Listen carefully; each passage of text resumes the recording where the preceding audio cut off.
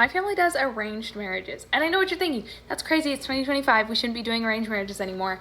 But we don't do forced marriage. We do arranged marriage. And some of them end up being more like courtships than actual like arranged marriages. But basically how it works is my parents would see like a guy they liked or whatever, then they'd invite his entire family, including their parents, over for dinner.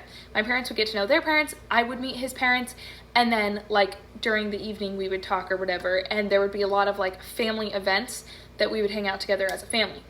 And then most of the time, either like a lot of the time, like I didn't like him or he didn't like me, and then we would just like, okay, we're just friends. Like I would tell my parents not interested, he would tell his parents not interested, and then we would just be friends, and then we move on. So that happened a few times, and then eventually I met my husband, but I did meet him before my parents met him. So he had to come visit and like ask my dad if he could get approval to like take me out on a date.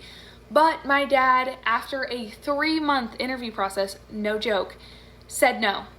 And he said we had to wait. So then we waited for 8 months before we finally got approval to actually date, which was pretty easy because he lived way across the country. So we just kind of like texted every once in a while. We were just like friends. And then eventually we did get approval, and he came down immediately. As soon as we got approval, he moved to the city that I live in, and then we got married pretty soon after that.